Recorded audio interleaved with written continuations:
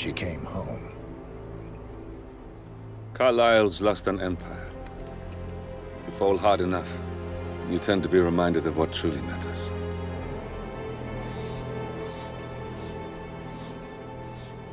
So, the end of the line. You ready for this? Are you? Who will you be, without a score to settle? I guess the world's most wanted fugitive will have to do.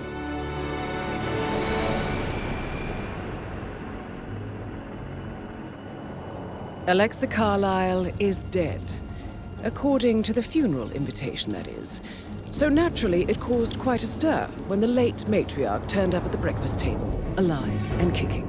Carlyle, wisely sensing that her number is up, has emerged from exile to tie up loose ends and secure the Carlyle legacy.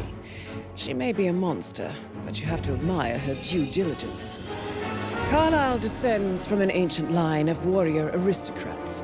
Her great-grandfather made a killing in the Second Opium War and established an empire in shipping, railroads, and newspaper publishing.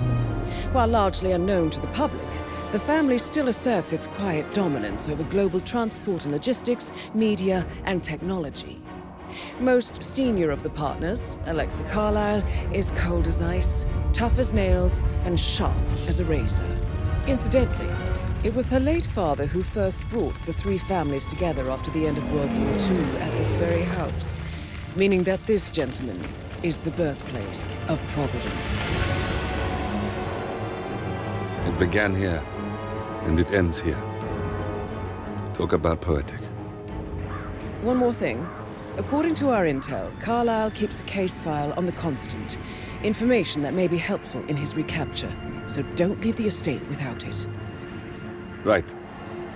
Happy hunting, 47. See you on the other side.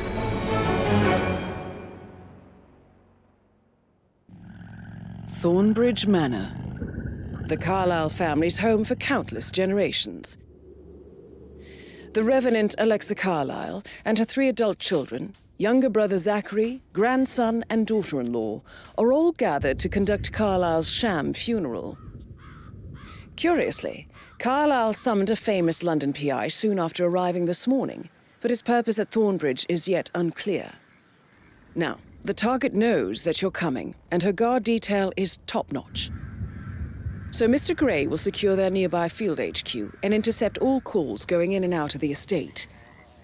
Any appeal for backup is going to fall on very deaf ears. Good luck, gentlemen.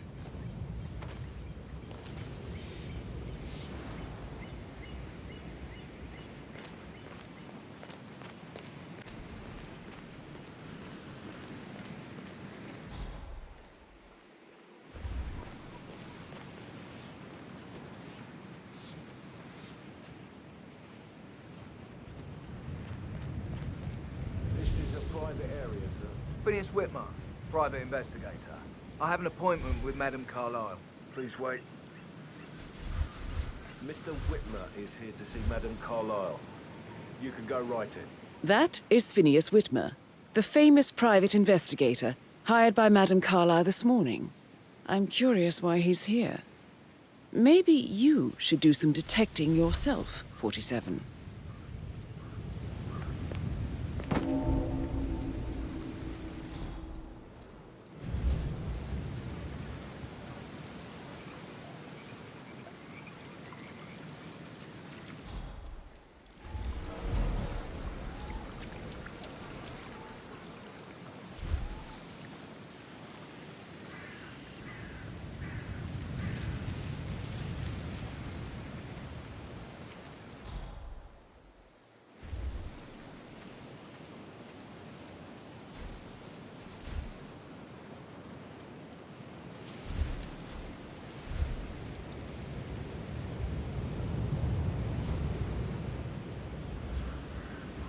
I wasn't in the Madame Carlyle presence. Oh, my heart would have jumped right out of my throat. And the funeral tomorrow is still going ahead, even though she's still alive. Guests, coffee, priests and all. She never was a simple woman. Oh, it's complicated. With Zachary said as well. But Madame Carlyle.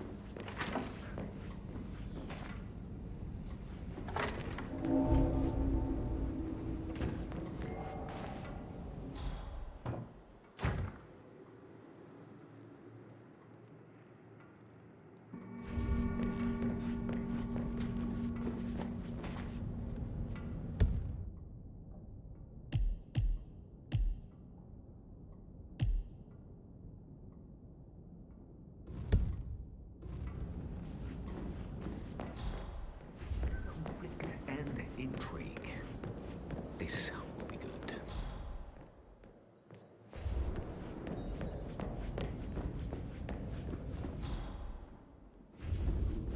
Hello, sir.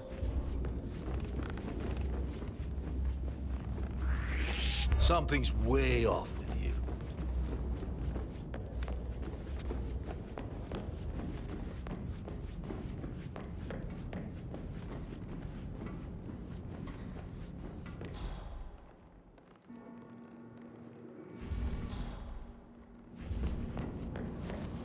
That American lawyer in the small office, did you check his travel documents? I did, sir.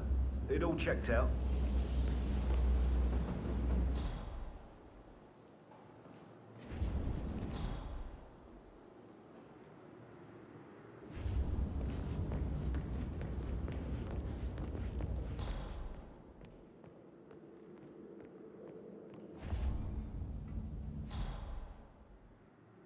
Hey, how are you?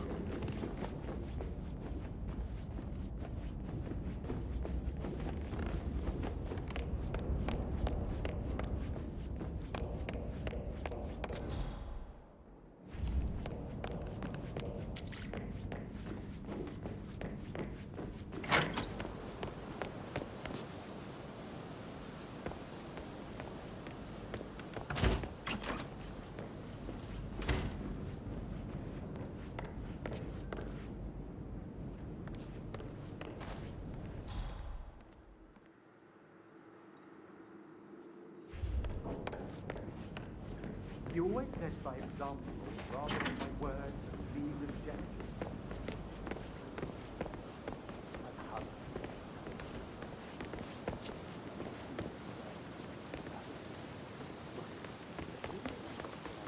Bad news, I'm afraid. We don't have any extra... What a marriage. Ethel looks everywhere. Splendid dynamics between the two. Loaded with conflict. Unsaid fears and desires. So, Madame Carlyle wants a picture taken. If you were to assist with the missing fuse, I'm sure the portrait would be one for the ages. I could just stare all day. I need this to set up, okay? And I need it to be perfect.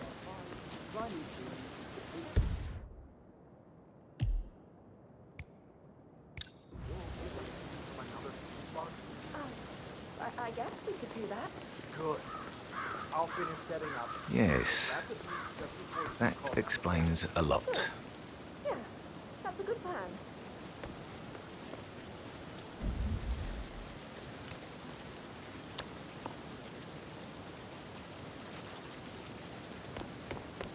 You strike me as independent and self-sufficient, taking a break when the family life. Perhaps you're also perceptive. Tell me the first odd thing that comes to mind when you think of the last 24 hours. Let me think. First thing, nothing. Okay. Well, I'm sure I left 20 quid in my locker. But when I came in this morning, it was only a fiver. No, not perceptive at all.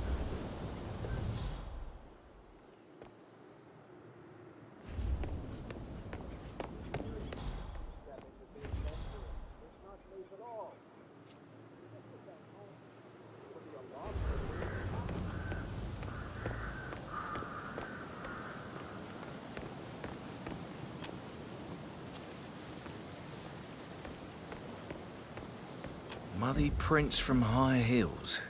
Expensive. Size 6.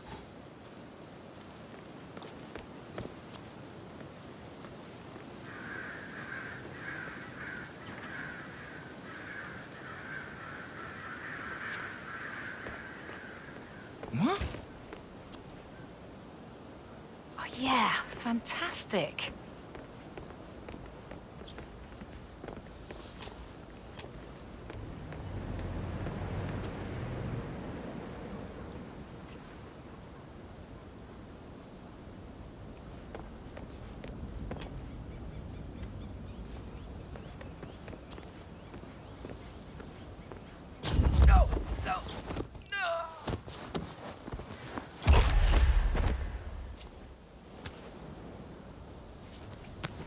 If you're dressed like a Detective 47, you might as well act the detective.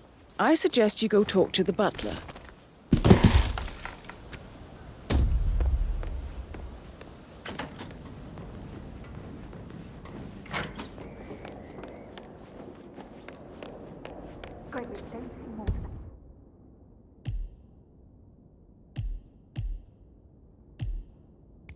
We're detectives and Mr. Whitmer, are you ready to inspect the crime scene now? I am. Very well. If you'll follow me, sir.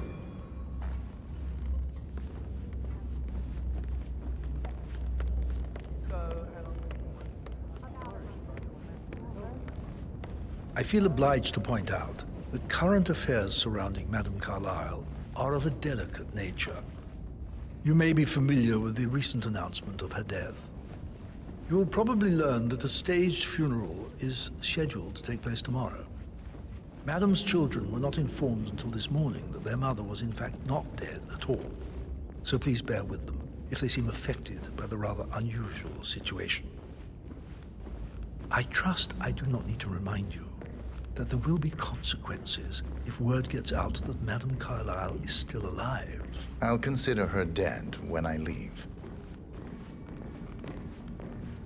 Before you inspect the crime scene, I will tell you this.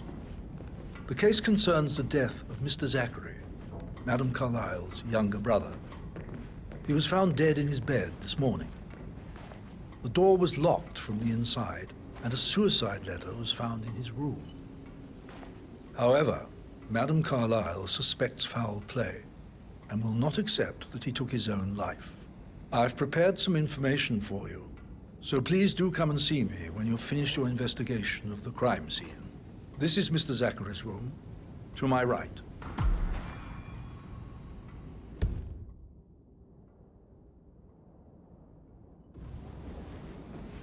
A locked room murder mystery, 47. I trust you'll get to the bottom of this. Why don't you use your camera to scan the dead body, 47?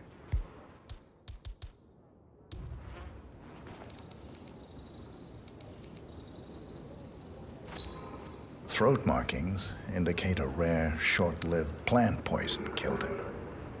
Spread shows time of death at around 10 o'clock last night. You do know your poisons, 47.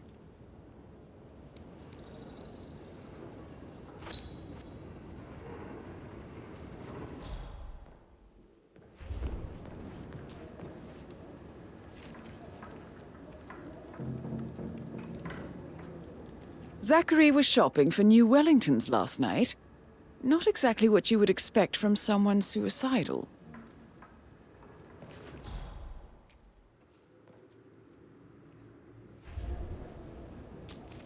Zachary's suicide note. Also, a sample of handwriting. It could be relevant to compare to other samples to establish its authenticity.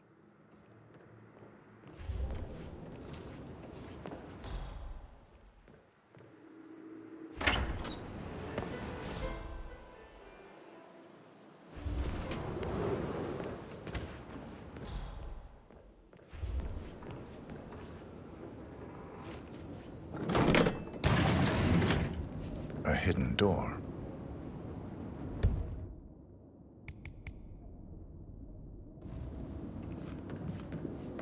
It's a secret passage. This could explain how the door was locked from the inside.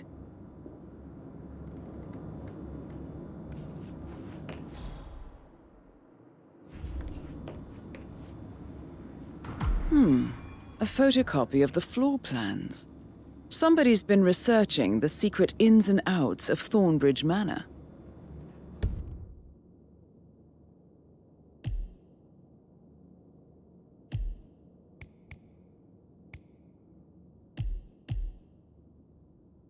I believe you've done a thorough search of the crime scene, 47.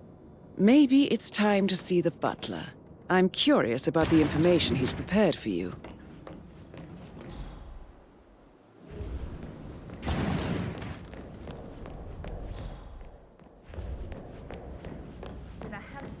Like that, I bet you worked with a... I should put a pin let in you get it. back to Yeah. it. Sorry. Find it greater. Now, a good idea. Yes. How's everything coming along, Elaine? Very well, Mr. Fernsby. Mr. Fernsby, I'm done with the crime scene. Did you establish a time of death? Zachary died around 10 o'clock last night. Well, that means the staff were off duty. And Madame Carlyle and her security didn't arrive until this morning. That leaves Madame's family and myself as the only persons here when he died. And before you ask, no, I do not have an alibi. I was alone in my office at the time of death. Here's the material that I prepared for you. It's a list of the possible suspects and their quarters. Hopefully that will help you keep track of your findings. Please come and see me when you've solved the case, and I will take you to Madame Carlyle. This is very useful information, 47.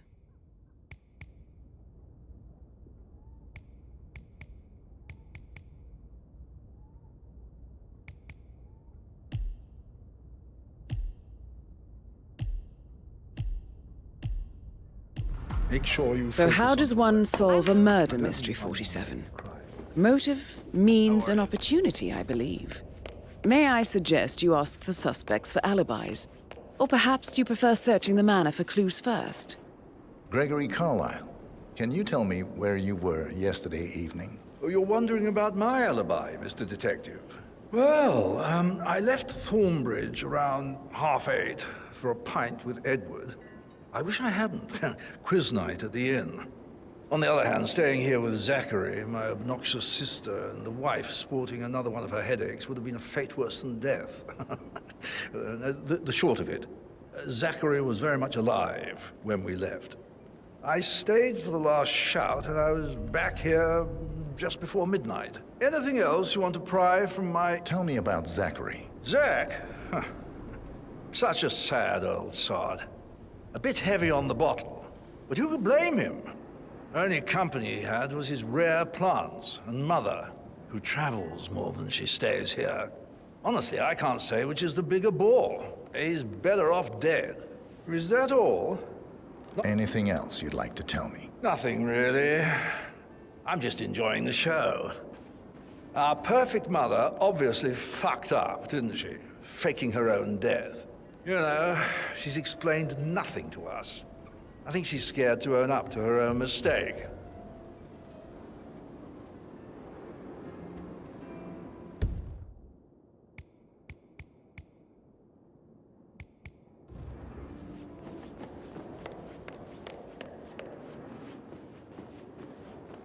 Emma Carlyle, can you tell me where you were yesterday evening? Surely I'm not a suspect. I need to account for everyone. Well, I spent the evening with my family, but I got an awful migraine and had to take to bed. Everyone can attest to that. I believe I went up when the boys sat down for a drink around 8 o'clock. Is that all? How did you feel about Zachary? I might as well be honest. His presence was always awkward. But how do you have a meaningful conversation with a man who only cares about plants? In my opinion, Alexa bears some responsibility for how this ended. She supported his self-limiting behavior by letting him live here. Anything else you want to know? Have you noticed anything else out of the ordinary? Nothing special comes to mind. Except, perhaps, I did get a feeling that Zachary was depressed, not just sad. I suppose he realized that he had no one with Alexa gone. Even Alexa must feel the pangs of guilt over that one, letting him believe she was dead. Then again, guilt isn't her strong suit.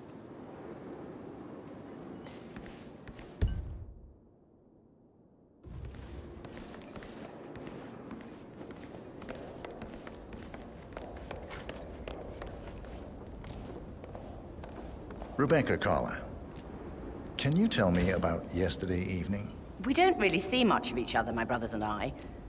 I suppose it takes our mother's funeral to bring us together, and even then, it's not like we sit on each other's laps. Now, let's see.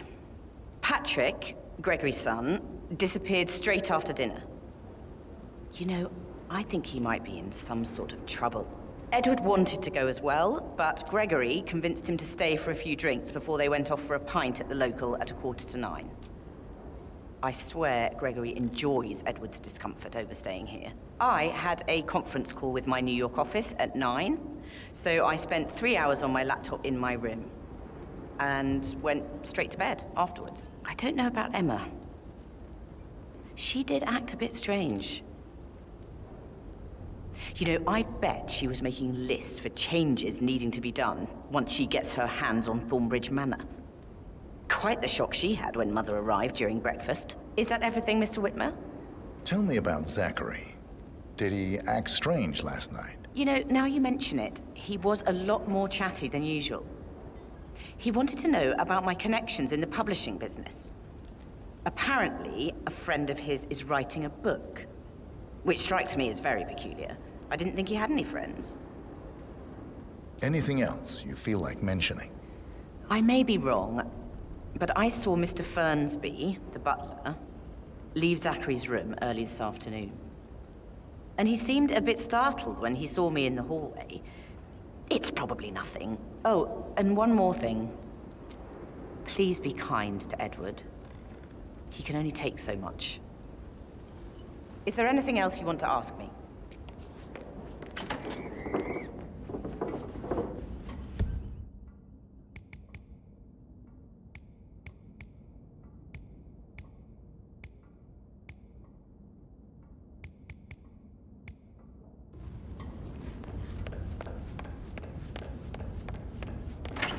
Fitzpatrick token to Madame Carlyle's daughter. Rebecca?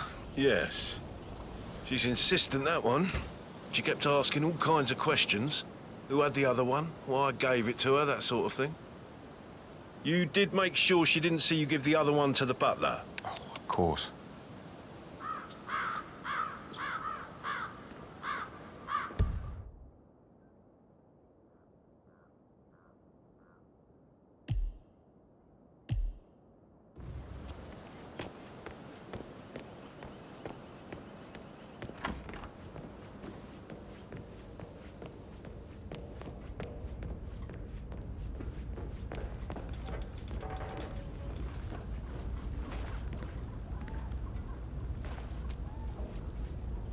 Yo, Anne, what's up? Relax, man. I said I'd get you money. It's just gonna take a little longer.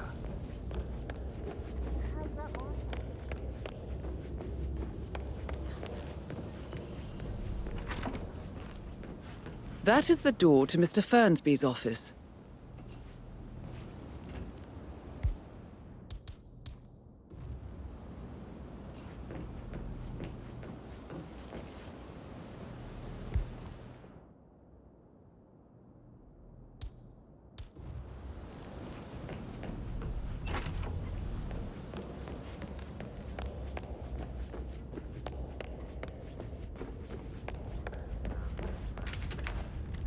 Patrick Carlyle, can you tell me where you were yesterday evening? Shit, it's that sneaky butler, isn't it? He ratted me out. Elaine, give us some privacy, would you? Don't tell Mother, okay? She's really tense these days, and the last thing I need is more hassle. I took that pretty blonde, Rosie, for an evening stroll. I mean, how the fuck am I expected to cope for an entire weekend in this shithole? I'm bored out of my mind. If that's all, I think I'll get back to my slow death by boredom. What did you think of Zachary? Creepy as hell. No ambition.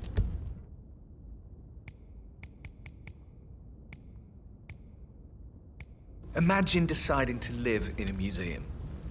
You know, Father says Zachary and Alexei used to be two of a kind. He had a great future ahead of him, then suddenly, he just gave up everything. What an idiot. Thank God Daddy chose looks and brains over pedigree when he married Mummy. I don't have to worry about the inbreeding so customary in these circles. So, is that it? Did you see anything suspicious last night? No. I reckon Zachary topped himself. I know I would have. Or perhaps Mr. Fernsby. I don't like him. He could have done it.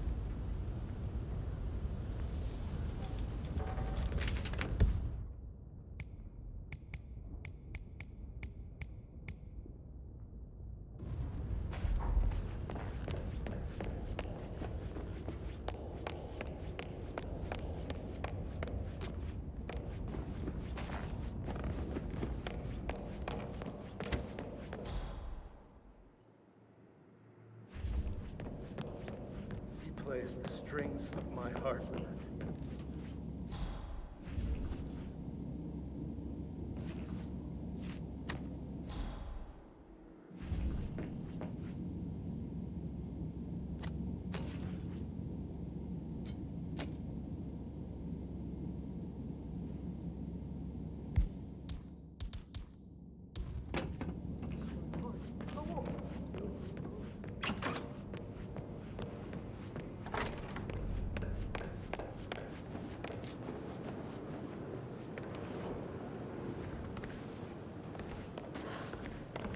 Professor Edward Carlyle, can you tell me your whereabouts for last night? Oh, yes, this dreadful business with Zachary. I stay at the local inn. You see, I prefer not to spend the night here at Thornbridge Manor. My brother Gregory came along for a nightcap. He'll never admit it, but I think he understands that I find this whole thing upsetting and wanted to provide some comfort. I believe we went to the Stag's Head around 8:30. Anything else I can do to help? Can you tell me about Zachary's behavior last night? I certainly didn't expect him to commit suicide. Sure, he was upset by Mother's supposed death. We were. But he seemed more engaged than usual. You should ask Rebecca. They had a long talk. Did you know that he hadn't left Thornbridge Manor in nearly 50 years? His plants, Mother, and the staff were all the company he had. If that's all, Did you notice anything else out of the ordinary? You mean apart from the fact that we came here to bury our mother and she shows up alive and kicking? Zachary found dead in his bed this morning? Or perhaps that the planned funeral is still taking place and I have to do the eulogy? And Mother will surely have a strong opinion on it afterwards. I can't breathe. Excuse me.